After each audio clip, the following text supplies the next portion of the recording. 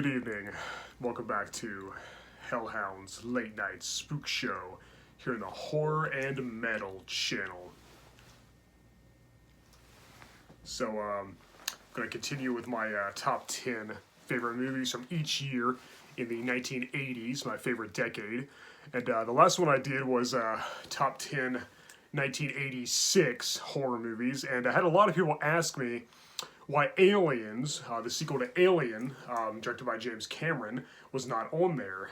Well, it was originally on my list, but I took it off because I figured it was more of a sci-fi action movie. Now, the first one's undoubtedly horror. It's definitely a horror movie. The sequel, like I said, is more sci-fi action, but then I thought more about it. I was like, well, I did include the Terminator on my 1984 list, so now I changed my mind. So I'm retconning my 1986 list to include Aliens. It's probably my number 3 choice or so, which means Chainsaw Massacre 2, my number 10 choice, would be an honorable mention now. You know, I really want that to be on the list too, but Aliens is a better movie. Who are we kidding? So yeah, okay, so Aliens is now back on my list. It was originally, but I took it off because I feel like it wasn't really a horror movie, but yeah, I'm retconning my 1986 list. Now it includes Aliens. So I'll put that in the description of that video. But anyway, now we're going to do 1987, my top 10 favorite horror films from 1987. Another great year for horror. All right, so let's go ahead and get right into it. So my number 10 favorite horror movie for 1987 is going to be The Gate. Now, there are a few movies in my honorable mentions that are probably better than this one, but this was a lot more nostalgic for me, and I just enjoyed it a lot more. I found myself watching it a lot more than the other ones. Basically, yeah, it's a group of kids, a brother and a sister, and his friend, who kind of reminds me of me when I was young. He's like a young metalhead outcast. They accidentally open the gate to hell and summon some tiny little demons, these little minions, which are a pretty cool design. I think some of it's stop motion and some of it's people in costumes, but using trick photography, perspective photography, I guess. Yeah, pretty cool movie. It's rated PG-13, but it doesn't feel like it holds back too much. You know, it doesn't feel like heavily censored or something. You know, something like that. Steven Dorff, this is his first movie. He's just a kid in this. Yeah, great cast, great characters, great storylines. They're pretty scary, pretty suspenseful scenes. Like I said, it does kind of push its PG-13 rating a little bit, though most of it is kind of family friendly, though there's a few gruesome scenes, so pretty cool. Like I said, some pretty cool stop motion effects, some pretty good effects in general, but yeah, really cool movie, The Gate, for 1987, check it out. Number 9, Dolls. Now this was also directed by Stuart Gordon, who also did Reanimator and From Beyond and all that, and produced by Charles Band, who's, you know, pretty much the head honcho at Full Moon. I can't remember if this was Full Moon or if this was Empire Pictures, which was Charles Band's previous distribution company. It was also produced by Brian Yuzna, who directed the Reanimator sequels and produced the first one.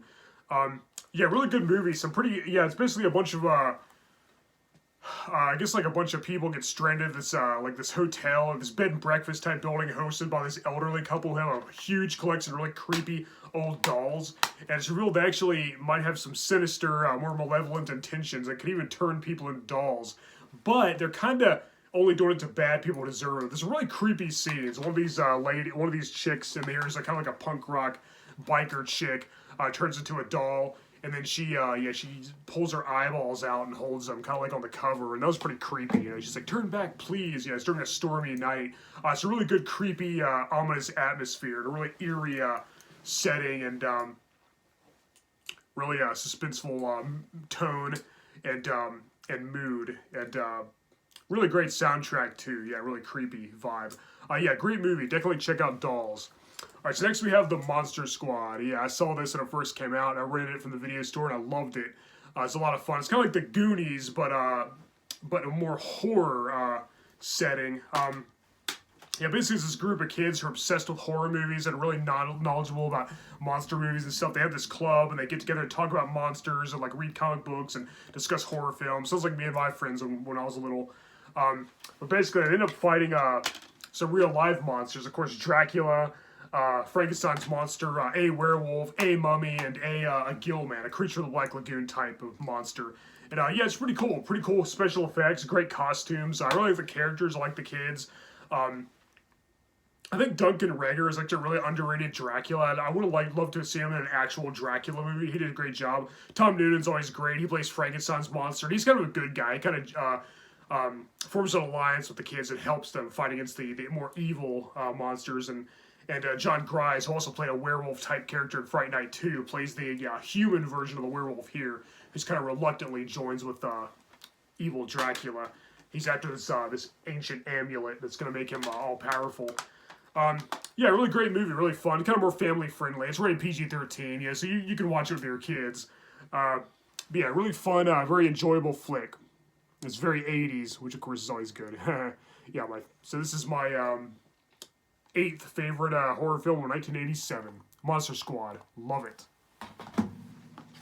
All right, next we have Creepshow 2, the sequel to my favorite horror anthology. This one's also done by Stephen King, who wrote, and George A. Romero, who this time he just wrote the screenplay, and it's based on stories by Stephen King. He directed the first one. This one's directed by Michael Gornick. And yeah, it's the Creeper, once again, telling only 3 stories this time, as opposed to 5 from the original. Old Chief Woodenhead, which is basically a wooden Native American statue, who comes back to life for revenge, to avenge this couple that owned the cigar store that he was standing in front of. Yeah, they were killed by some punks, some young thugs who robbed them, and then he avenges their deaths. Pretty cool. Then the Raft, which is by far the best segment in this movie. I love that one. It's like a slimy blob-like creature that consumes human victims and dissolves the flesh off their bones in the middle of a lake. Really creepy. That's the best one by far. Then there's the Hitchhiker, which is kind of my least favorite. It's this woman who has a hit and run. She runs over this hitchhiker, and his ghost or zombie or something keeps appearing to her and looks more and more decomposed. Looks worse and worse every time she sees him. Looks more bloody and gory because she keeps running him over again. He keeps saying, "Thanks for the ride, lady." In my opinion, that's the weaker of the 3, but still pretty good. And I like the animated wraparound segment too. I've reviewed this on this channel before, and I've talked about it quite a bit. But yeah, definitely check it out. It's not as good as the first one, but still very enjoyable nonetheless. Yeah, highly amusing flick. All right, next we have Predator. That counts as a horror movie, right? Sure it does. It's plenty horrific. It's very violent and very brutal, you know. I included The Terminator in my 1984 list, and now I'm retconning my 1986 list to include Aliens. But yeah, Predator. Yeah, great movie. Probably my second favorite Schwarzenegger flick next to, of course, The Terminator. Yeah, basically it's an alien creature who hunts humans in the jungles, and these military personnel, these soldiers, he's hunting them for big game, and they have to try to fight back. I really love the scene where Arnold Schwarzenegger's the only one left. He plays Dutch, you know, one of the men.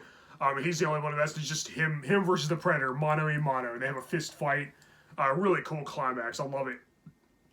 Great movie. And a really cool creature who's just armed to the teeth, equipped with all kinds of amazing weapons and gadgets. Yeah, pretty cool. Pretty suspenseful. Some generally scary parts. Some really action-packed too. It's got probably more of an action movie, you know, with a sci-fi twist. But I consider it a horror movie too. What the hell? Why not? You know. And I just love it. Predator. It's still the best Predator movie for sure, and it's great. Check it out. All right, next we have The Stepfather. This is a great, very original, very imaginative, very creative movie. Basically, Terry O'Quinn, who's always great, he excels in this part. He owns this movie. This is his movie. He plays Jerry Blake, a demented murderer who just longs for the perfect family. He just wants the perfect, normal family life, home sweet home, all that stuff. But, you know, he's been doing this for years. He's been joining different families and then killing them when something goes wrong, when they're not up to his standards. You know, if they upset him in any way, he just murders them all and changes his identity and does it again. He's been doing this for years, and now his newest family is played by Shelley Hack as the mom, and Jill Sholin plays the young daughter Stephanie. Yeah, great cast. They're all good. They all do great.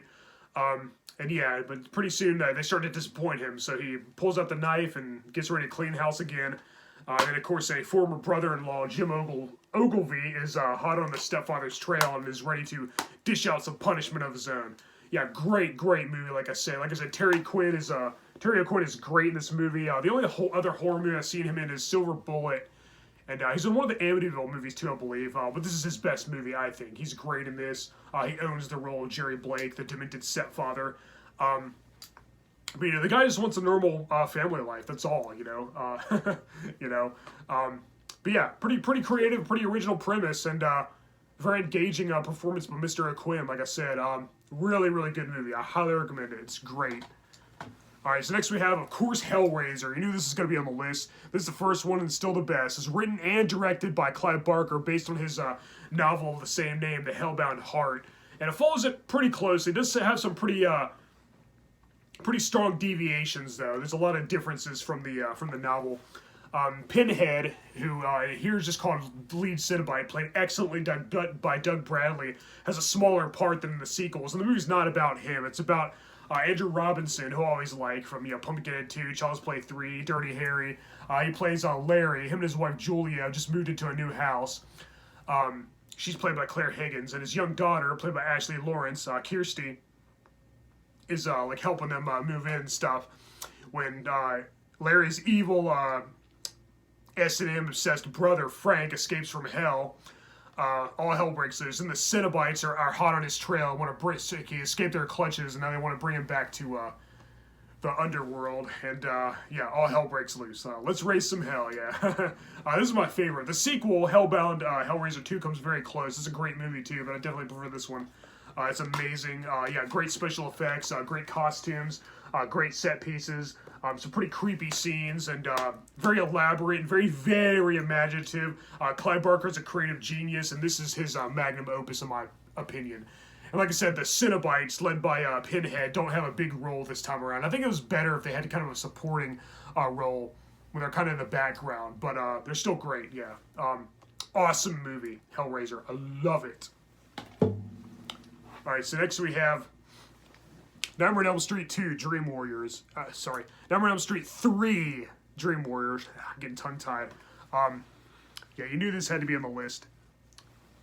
Yeah, this is my favorite Freddy sequel, and this time it's a little less dark than the first two, and Freddy was a little more comedic, but his wisecracks and one-liners were a lot more like cruel, mocking taunts than just being a straight-up comedic clown like in the some of the other sequels. Robert Englund's great once again, as always. He just owns the part of Freddy. Great cast, including Patricia Arquette, Craig Wasson, and Heather Langenkamp returning as Nancy from the first film. Some really creative, really elaborate dream sequences. Some pretty unique, inspired kills. Some great Freddy one-liners and quotes. Some of my favorite. Great special effects, including a stop animation Freddy puppet. Freddy skeleton, then a stop animation puppet, and then of course the scene where he makes the kid into a puppet using his veins. Yeah, some really creative kills, like I said, and great dream sequences. This movie's a blast. Actually makes more sense. It's a little more coherent than the first two. It's easier to follow, and it's just a very, very fun, highly enjoyable, highly amusing flick. I did a re-review of this recently on my channel, so check it out for more info. Nightmare on Elm Street 3, Dream Warriors, my favorite Freddy sequel, and my third favorite horror movie of 1987. Love it. Both thumbs up. Alright, so next we have, of course, my number 2 favorite horror movie from 1987, The Lost Boys. This is my second favorite vampire film next to Fright Night, and one of my 80s favorites. I love it. I love the cast. Jason Patric and Corey Haim as the brothers who move to Santa Carla and find out it's infested with evil vampires. Kiefer Sutherland is the lead vampire, David. Great cast and characters, great soundtrack. Has this really interesting scenery, this great, sleek, sexual tone, and a really, really riveting, really action-packed climax. It's really satisfying finale. It's a very fun movie, very enjoyable, awesome soundtrack. Great special effects. It's just all around great. I love this movie. You probably love this movie too. Everybody loves this movie. At least I hope so. Because it's just awesome. Yeah, sleep all day, party all night. It's fun to be a vampire. Lost Boys, my second favorite horror movie of 1987 and one of my favorite vampire movies ever. It is so amusing. Love it. Alright, before we get to the number 1 choice, let's reveal a few honorable mentions. Alright, Prince of Darkness is a great movie directed by John Carpenter and starring Donald Pleasance and several other great cast members. Alice Cooper's in it too. He has a minor role. There he is. Yeah, this is probably better than some of the movies that are on my actual list, like The Gate and maybe Dolls, but technically, but I prefer those just by a hair. This would probably be my number 11. I really wanted this to be on the list, but whatever. Yeah, great movie. I highly recommend you check it out. I need to review it on this channel for my full thoughts, so stay tuned for that. Yeah, it deals with the supernatural and the occult and like witchcraft and all that. Some of my favorite, settings. People practicing Satanism. Yeah, some really creepy, suspenseful scenes. Very gloomy, ominous atmosphere, which I like. Yeah, very suspenseful, very creepy flick. Very, very good. It's definitely one of my honorable mentions. And like I said, I wanted to be on the list, but the others I think are just a little bit better. Prince of Darkness, one of John Carpenter's best. Another honorable mention is Near Dark. This came out the same year. Well, obviously, it's 1987. All these are. But yeah, same year as Lost Boys. And it's kind of overlooked, kind of underrated. It's kind of a forgotten little gem. It's another great vampire movie. The vampires don't really feel like undead bloodsuckers. They kind of feel more like superpowered zombies. Or just people who can't die. Because I don't think they really have fangs or anything. I guess they do drink blood. But yeah, it's Lance Henriksen and Bill Paxton and a few others play the vampires. Yeah, pretty good movie, pretty good vampire flick. Yeah, definitely check it out. This one's not talked about as much, and yeah, it needs to get more recognition because it definitely deserves more respect because it's a good movie, very good movie.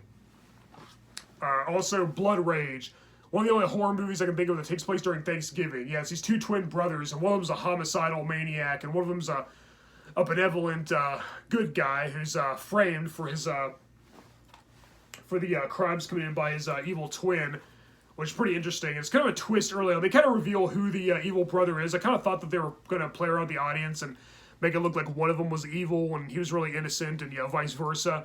But no, it kind of just gets straight to the point. It kind of reveals it early on. I love the opening scene of the drive-in. Pretty cool climax too. I really like the finale. Pretty cool conclusion. Yeah, but not as many twists and turns as you think. But yeah, pretty interesting premise of a good twin and an evil twin taking place during Thanksgiving. Blood Rage. Pretty great slasher flick and definitely one of the better horror films in 1987. Yeah, check it out. I need to review this on my channel soon. I was going to do that on Thanksgiving, but I got too busy. But maybe next year. Or sooner than that. We'll see. Blood Rage. Check it out. Alright, so now another honorable mention is Hello, Mary Lou, Prom Night 2. This is a sequel in name only. It really has nothing to do with the first Prom Night, which was a slasher film with Jamie Lee Curtis. Yeah, this one's more supernatural. It's kind of like Carrie meets Nightmare on Elm Street. Yeah, basically Mary Lou Maloney was the prom queen back in the 50s, and she accidentally burned alive, but now she's back for revenge and is possessing young high school student Vicky, played by Wendy Lyon. And, yeah, pretty cool scene, pretty good special effects, some pretty interesting supernatural elements. Yeah, it's pretty creative. But yeah, I dig it a lot. Pretty good sequel. And in a way, I kind of enjoy this more than the first film, but it's close because they're two totally different movies. The first is a slasher. It's more like a supernatural horror. Yeah, pretty good. And Mary Lou is kind of a creepy villain too. Yeah, good movie. And the last honorable mention is Bad Taste, one of Peter Jackson's earlier films. Yeah, a lot of people don't know the director of Lord of the Rings and the King Kong remake from 2005 used to direct horror movies. Yeah, pretty cool sci-fi horror flick. Yeah, these aliens try to invade Earth and they're trying to sell mankind as meat in a fast food chain restaurant. Yeah, it's pretty funny too. Very low budget, so if you're not into this sort of thing, maybe skip this one. But yeah, I think it was filmed in New Zealand. The really heavy accents. Peter Jackson also starred in it. He was a character in this as well. Yeah, pretty funny movie. A lot of great sense of humor. And some great gores too, and decent special effects and cool alien makeup and stuff for such a low budget. Yeah, check it out. And my number one favorite 1987 horror movie, of course, is Evil Dead 2. My favorite horror sequel, directed by the legendary Sam Raimi, and starring Bruce the Man Campbell as Ash Williams, my favorite horror protagonist ever. This one he transforms from the kind of geeky, cowardly, shy nerd from the first movie into a badass, heroic, one-liner spitting, chainsaw-armed, shotgun-toting action hero. He's just really, really funny and really, really cool. Yeah, I do like this better than the original. It's not quite as scary or gory, but it's a lot funnier. It has a great sense of humor. It balances the laughs and the scares really well. And yeah, just very, very entertaining. This is a fun movie. It's just an absolute blast. But I talked about this one on my channel ad nauseum. So check that review out for for more info. But yeah, basically, yeah, Ash is still at the cabin from the first movie, and the Deadites come back to possess people, and he's forced to fight them all with a chainsaw and a shotgun, and of course his great sense of humor and wisecracks. He's just so awesome. He's my hero. Yeah, Evil Dead 2, Dead by Dawn. Love it. Awesome movie. Check it out. It's my favorite horror movie of 1987. Alright guys, well I hope you enjoyed my list. Be sure to let me know what your favorite horror movies from 1987 are in the comments below. And stay tuned.